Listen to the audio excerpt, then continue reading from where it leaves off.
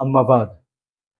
जिस तरह से इन दिनों डॉक्टर जाकिर नाइक को टारगेट किया जा रहा है कुछ आलिम दीन के द्वारा, ये हम सब के लिए, कौम के रेपुटेशन के लिए नुकसानदेह है, खराबी है।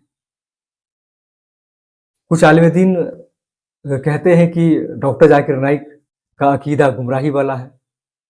कुछ कहते हैं कि डॉक्टर जाकिर नाइक इस्लाम की गलत वजाहत पेश करते हैं, तोड़ मरोड़ कर दिन की बातें लोगों के सामने रखते हैं। और बात ऐसे भी है जो उनको नसीहत करते हैं कि उन्हें दावत व तबलीग का काम छोड़कर अपने मेन प्रोफेशन मेडिकल ट्रीटमेंट पर ध्यान देना चाहिए, मेडिकल लाइन पर ध्यान देना चाहिए। इस तरह की मुख्तलिफ बातें इन दिनों सोशल मीडिया में जारी है। मैं आपको बताऊं कि डॉक्टर जाकिर नाइक के ऊपर इसलिए टारगेट किया जा रहा है क्योंकि डॉक्टर साहब जो हैं वो मदरसे के प्रोडक्ट नहीं है, यानी वो मदरसे से तालीम हासिल नहीं किए हैं। मैं यहाँ एक बात बताना चाहता हूँ कि जो शख्स मदरसे से नहीं पढ़े हैं, इसके बावजूद भी वो दीन की खिदमत कर रहे हैं, दावत तबलीग कर रहे हैं, ऐसे शख्स को हमारे उलमाए दीन ब्रदर्स के नाम से बुलाते हैं।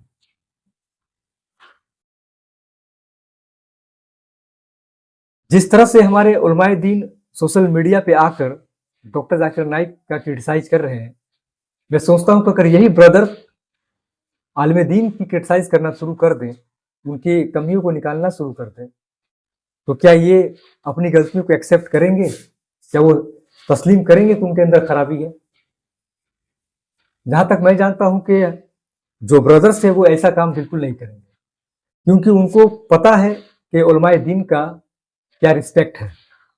उन्हें यह भी पता है कि उलमाए दीन को, यानी आलिम दीन को अल्लाह के रसूल सल्लल्लाहु अलैहि वसल्लम ने वरसतुल अंबिया के लक़ब से नवाजा है। मगर मैं देखता हूं कि इन दिनों जो सो कॉल्ड आलिम दीन है वो इस लक़ब का इस्तेमाल अपने ताज़ीम के लिए करवाते हैं, जबकि वरसतुल अंबिया, ये जो लक़ब अल्लाह के रसूल सल्लल्लाहु अलैहि वसल्लम ने दिया है, ये एक जिम्मेदारी है, ताकि हमारे उलमाए दीन अपनी जिम्मेदारियों को महसूस करे, वो ये समझे कि उनके ऊपर एक बहुत बड़ी जिम्मेदारी है।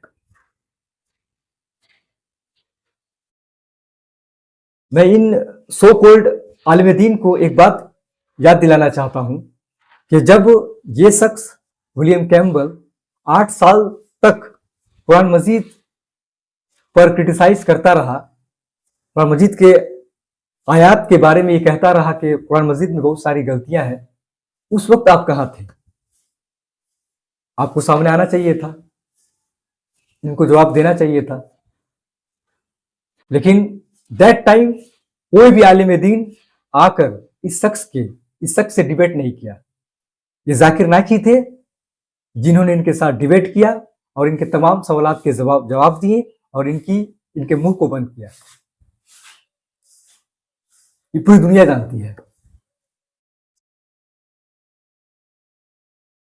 आज जरूरत इस बात की है कि हम एक दूसरे को टारगेट करने के बजाय, उनकी तनकीद करने के बजाय आपस में इस्लाह करें, मिलकर एक साथ होकर काम करें।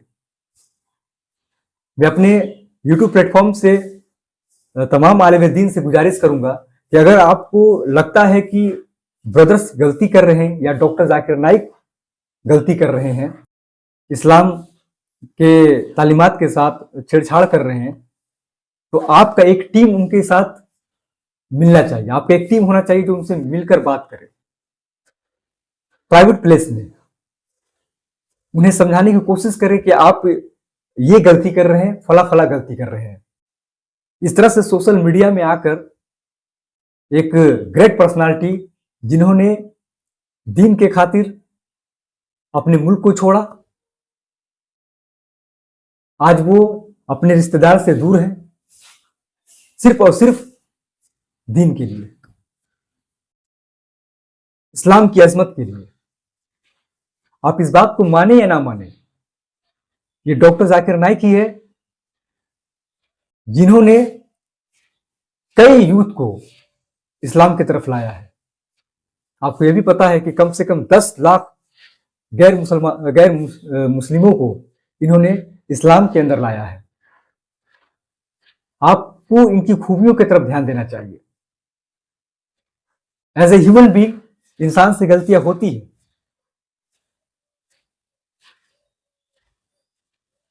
जब कोई आम इंसान आलिम दीन की गिबत करता है, उनकी बुराई करता है, तो हमारे उलमाए दीन कहते हैं कि ये एक तरह का अजाब है।